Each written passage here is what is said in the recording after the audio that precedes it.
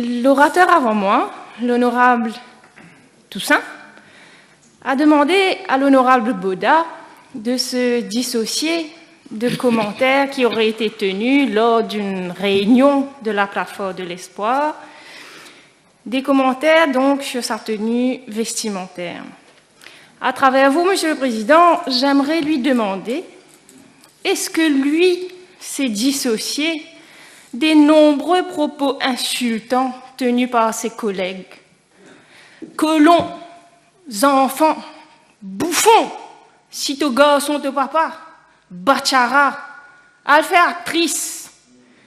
Tous ces commentaires ont été proférés lorsque l'honorable Toussaint était ministre. S'est-il déjà une seule fois dissocié de tous ces propos prononcés par ses collègues de la majorité?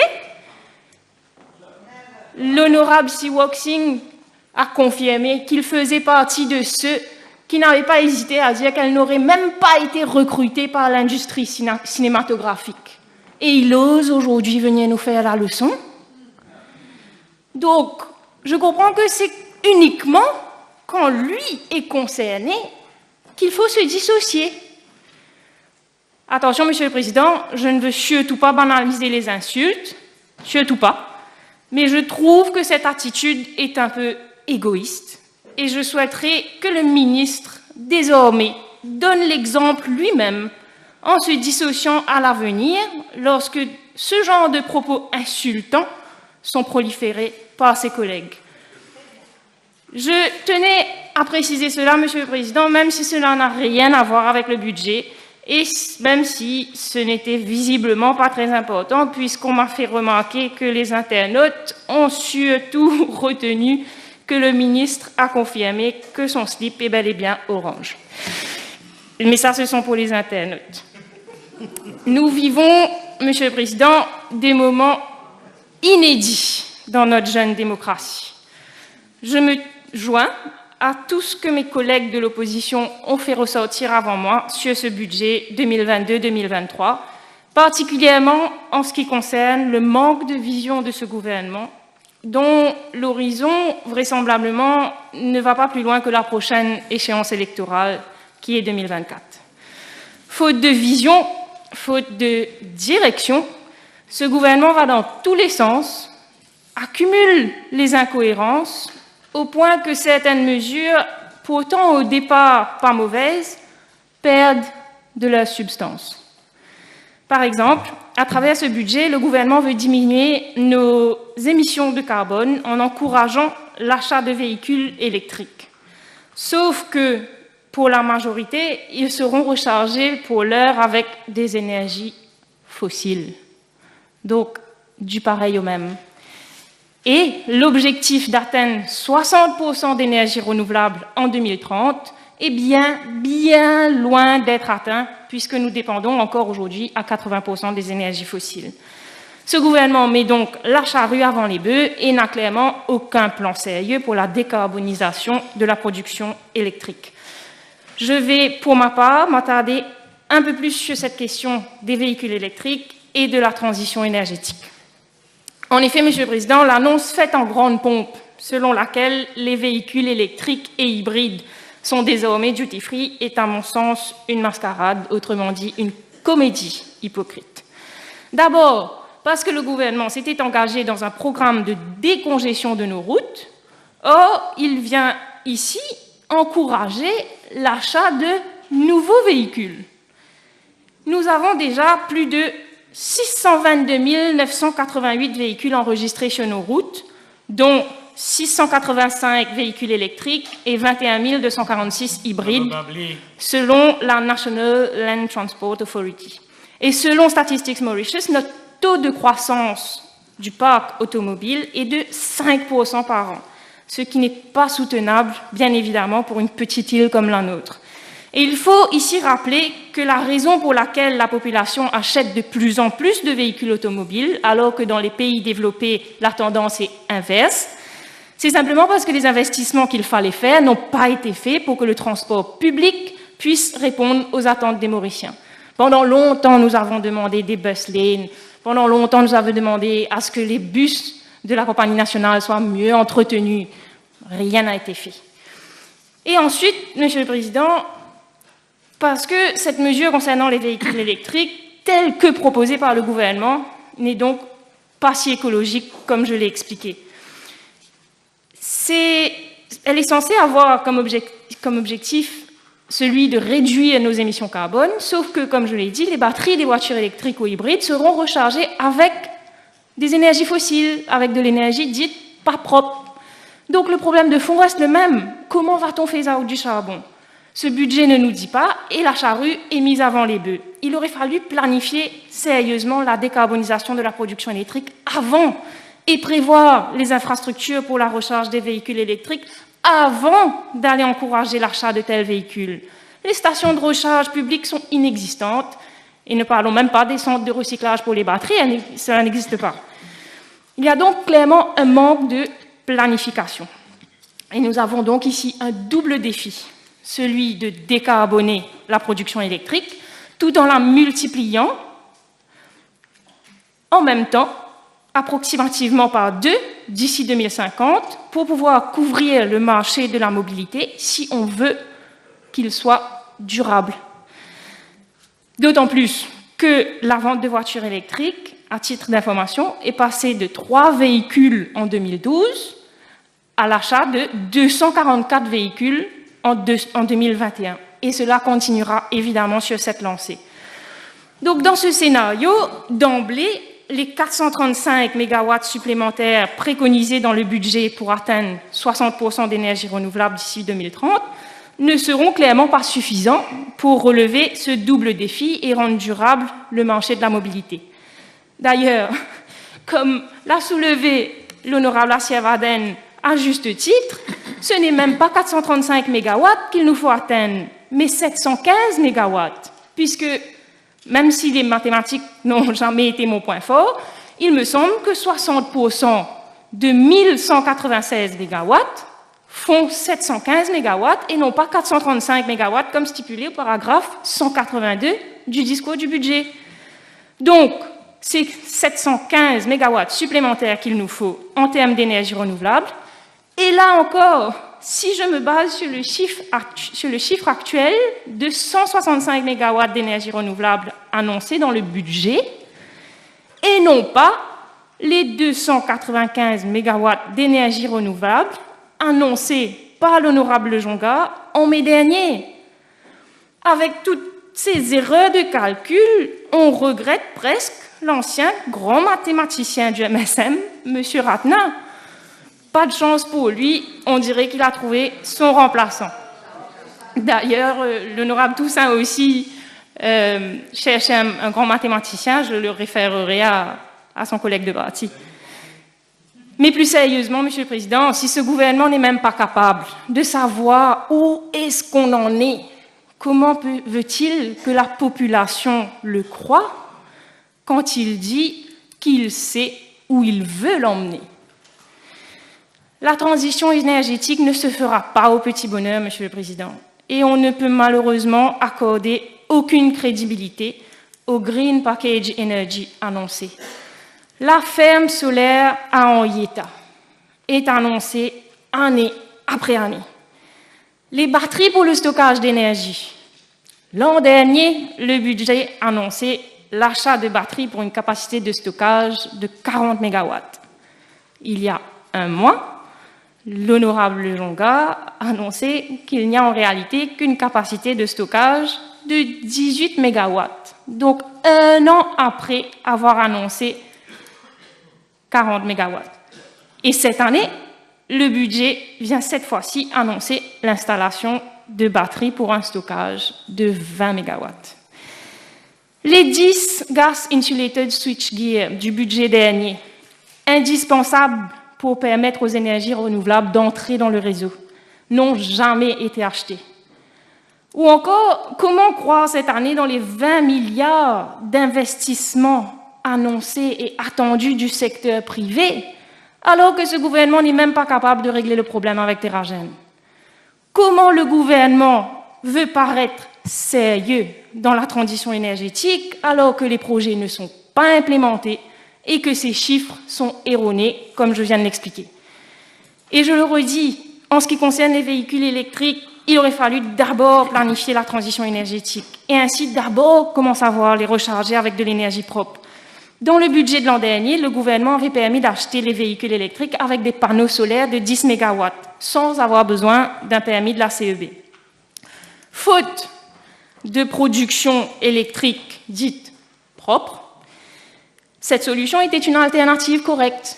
Sauf que cette mesure a disparu et fait place uniquement à 5000 kits solaires photovoltaïques de 9 MW à être installés sur les toits. Donc, c'est une mesure qui est pour tous, pas précisément pour les propriétaires de véhicules électriques. Et en plus, ces panneaux solaires sont très coûteux. Et même s'il est démontré qu'ils sont effectivement rentables sur la durée, le Mauricien ou la Mauricienne lambda ne pourra pas mettre 250 000 roupies sur la table d'un seul coup, ou même prendre encore un prêt pour l'achat d'un panneau solaire, puisqu'ils auront sûrement dû en prendre pour l'achat du véhicule électrique lui-même. Donc, un deuxième prêt n'est pas envisageable dans ces circonstances. Et c'est à se demander, Monsieur le Président, si cette mesure ne serait pas faite uniquement pour les nantis. Il faut démocratiser l'accès à l'énergie propre.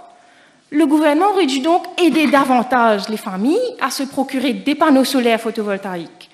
Le gouvernement aurait dû subventionner entièrement ces panneaux solaires pour les familles qui gagnent moins de 50 000 roupies, par exemple.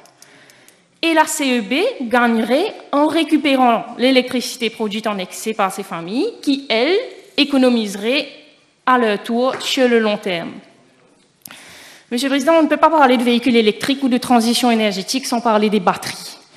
J'ai évoqué le problème de stockage des batteries un peu plus tôt, mais nous avons encore un autre bémol, puisque certains métaux précieux sont importants pour la production des batteries.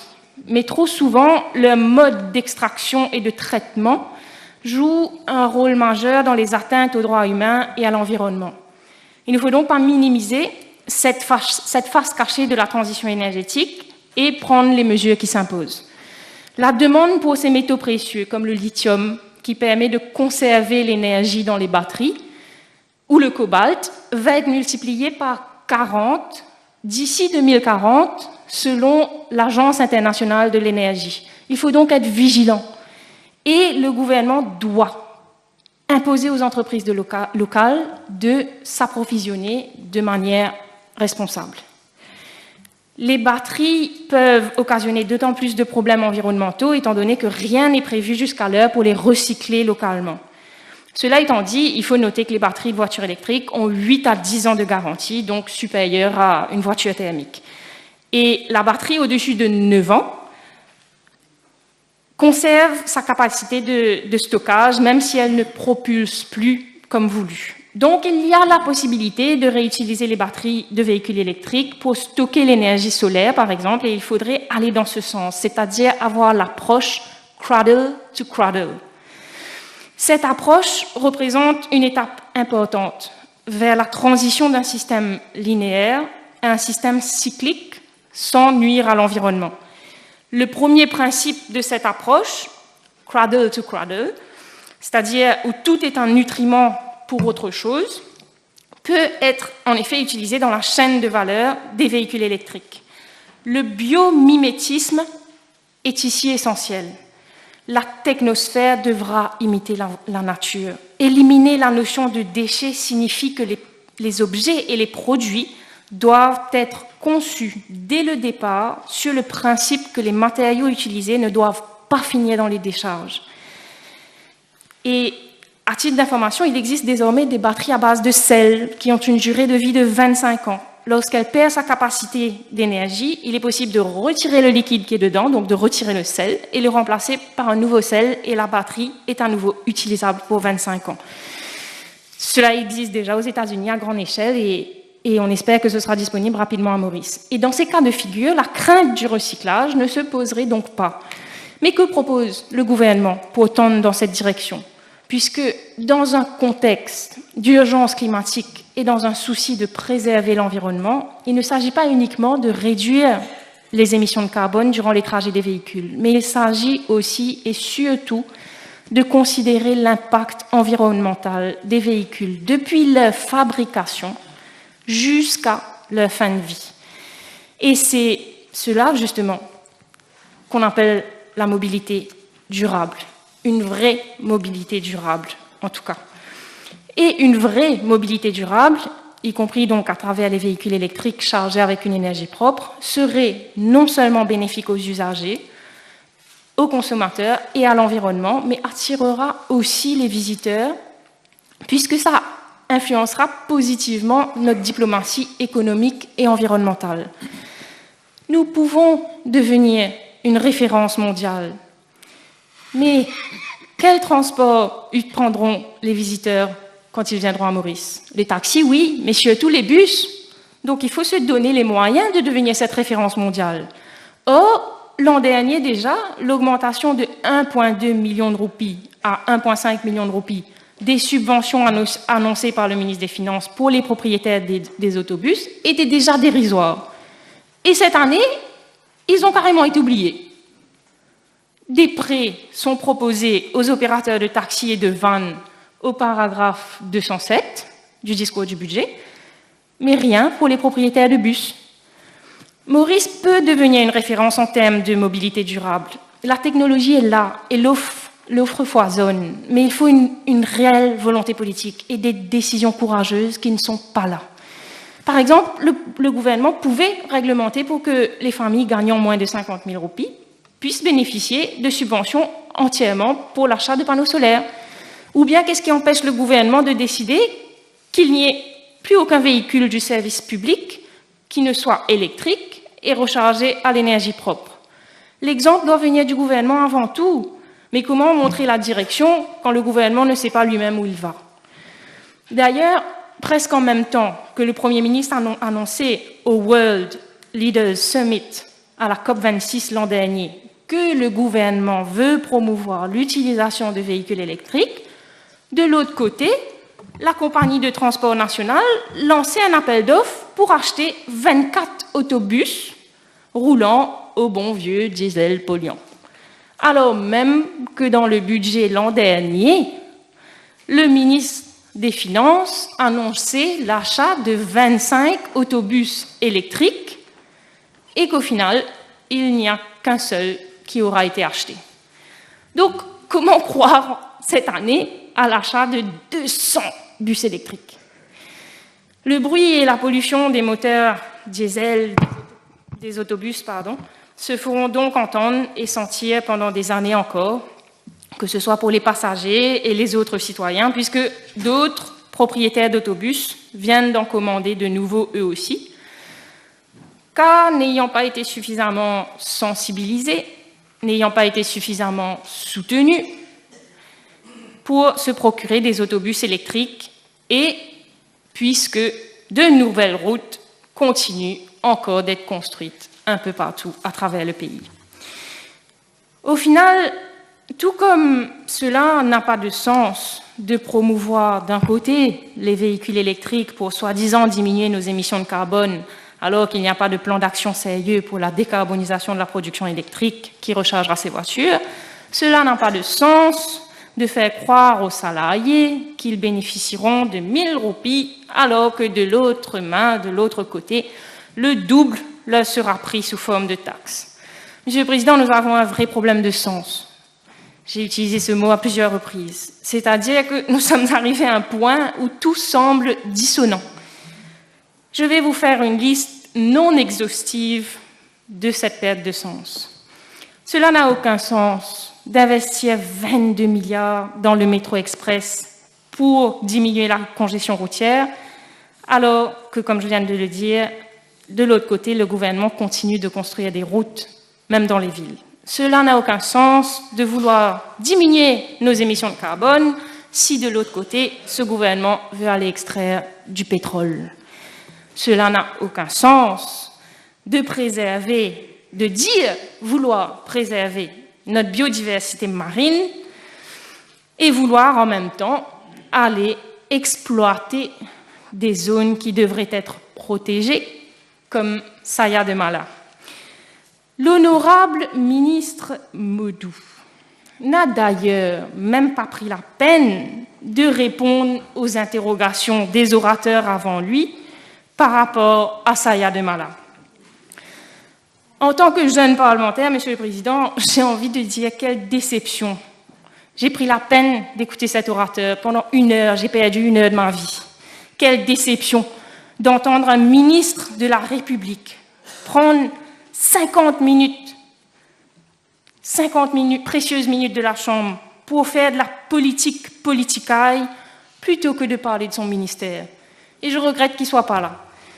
Pire, les 10 dernières minutes uniquement étaient consacrées à ressasser les mesures du budget qui concernaient son ministère et par conséquent, ayant écoulé le temps qui lui était alloué, qu'a-t-on entendu comme conclusion?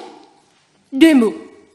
2 mots en guise de conclusion parce qu'il était pressé par le temps. Ces 2 mots étaient « à la baiser ». Vous pouvez l'entendre sur toutes les radios en ligne, Monsieur le Président. Ces 2 mots ont été clairement entendus par tous les internautes et c'était la conclusion donc de son discours plutôt que de parler de son ministère. Il a manqué de temps pour cela. Finalement, pour rappel, dans un passé pas si lointain, le 26 octobre 2021, plus précisément, l'honorable Modou m'avait défini comme un enfant. Monsieur le Président, heureusement que les enfants que je suis, selon lui, ne prend pas exemple sur le grand ministre qu'il pense être. Heureusement que j'ai que les enfants que je suis a de meilleurs exemples que ça à suivre.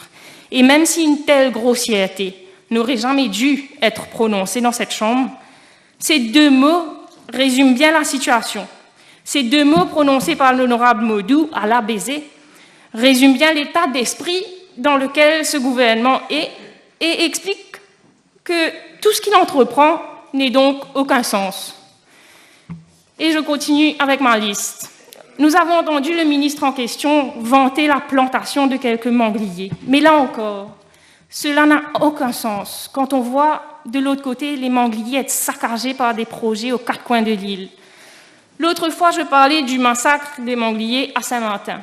Mais cette fois, j'ai pu faire encore ce constat au Barachois de Maillebourg. Oui, là-bas aussi, des mangliers sont en train d'être endommagés sans aucune autorisation, puisque selon mes informations, un proche du ministre occupe le Barachois sans aucune licence, si je me fie à la correspondance F/7532/14T, émise par son propre ministère. Je cite, « The renewal of the lease for the occupation of the Barachois at Cité Lachaud Maillebourg cannot be considered at this point of time. Once the Barachois policy will be finalized, you will be informed accordingly. » Mais, au paragraphe suivant, le ministère lui permet malgré tout d'occuper et de continuer ses activités dans le Barachois. Je cite, « However, in the meantime, you are still allowed to carry out your activities on the existing terms and conditions for the allocation of the Barachois. » Monsieur le Président, c'est quoi ça? C'est quoi exactement? Déjà, lorsque ce monsieur avait occupé les lieux et commencé à installer des barrages en 2019, les pêcheurs de Maillebourg se demandaient comment se faisait-il qu'il ait pu obtenir un permis aussi rapidement, alors que les pêcheurs essayent vainement depuis des années d'obtenir un permis pour y faire de l'aquaculture. Et avec une telle lettre émise par le ministère de l'honorable Modou, c'est comme si que le propriétaire d'une maison choisissait de ne pas renouveler le contrat de location, mais tout en permettant au locataire de garder les clés de la maison et de continuer à y habiter. Est-ce que c'est de cette façon que les 6 autres Barachois annoncés par le ministre seront gérés? Et ensuite, juste avant moi, j'entendais l'honorable Toussaint dire qu'il faut arrêter, il faut que l'opposition arrête avec ces histoires de petits copains-copines. Mais comment est-ce qu'on est supposé appeler ce cas-là, Monsieur le Président? Comment est-ce qu'on est supposé appeler ce cas-là avec de tels privilèges? Est-ce que ce n'est pas protéger un petit copain? Donc j'espère que l'honorable ministre viendra nous éclairer et que ce n'est pas de cette façon que les ciseaux de Barachois, la création des ciseaux de Barachois qu'il a annoncé, seront gérés. En tout cas, nous veillerons au grain et je demande donc au ministre responsable de se pencher sur ces travaux qui endommagent actuellement tout un écosystème et qui sont en train d'enfreindre la section 69 du Fisheries Act. J'ai les photos là que je dépose sur la chambre, sur la table. Pardon. Je lui demande également de bien vouloir rencontrer les pêcheurs de l'endroit qui souhaitent comprendre ce qui est en train d'être fait et savoir pourquoi ils n'ont plus accès au Barachois, contrairement à l'ancien occupant qui visiblement fait la pluie et le beau temps alors qu'il n'a même pas de permis à jour. Cela n'a aucun sens aussi, Monsieur le Président, de prétendre vouloir protéger l'environnement et de permettre en même temps la déforestation à Chamarel, à la Flora, etc., alors que les arbres sont nos puits de carbone et nous aident à lutter contre les conséquences du réchauffement climatique, y compris contre les inondations. Et en parlant d'inondations, cela n'a aucun sens de continuer à voter des milliards pour la construction de drains si de l'autre côté, le gouvernement continue de bétonner les zones écologiquement sensibles et permettre les constructions sur les wetlands comme à belle ombre en ce moment même. Tout comme cela n'a aucun sens de vouloir réhabiliter nos plages, mais de l'autre côté, de continuer de permettre les développements fonciers sauvages et permettre de couper nos montagnes, ce qui diminue la capacité de protection de nos côtes contre les conséquences du réchauffement climatique. Cela n'a aucun sens de prétendre un investissement dans la population sans rendre l'accès à la justice plus accessible. 10,9 milliards à la police, mais rien au judiciaire, alors que l'île Maurice a été choquée par les vidéos de torture récemment et que rien n'est prévu dans ce budget pour la Police and Criminal Evidence Act. Pourtant, plus que jamais, un encadrement est nécessaire. Plus que jamais, l'utilisation de bracelets électroniques est une nécessité et n'est toujours pas une réalité malgré le gros mensonge fait aux Nations Unies en 2017. Je cite dans le rapport des Nations Unies sur la torture, à la page 5, je cite, « Pour ce qui est des mesures alternatives à la détention, la délégation a fait savoir que la pose de bracelets électroniques est assez courante à Maurice. » Gros mensonge. Gros mensonge. Et la délégation était dirigée par l'honorable Gobin. Une honte. Tout comme ce gouvernement, Monsieur le Président, je vais terminer dessus, tout comme ce gouvernement a jeté de la poudre aux yeux des Nations Unies, il saupoudre des réformes de fond avec des mesurettes et prend la poudre des scampettes. Merci, Monsieur le Président.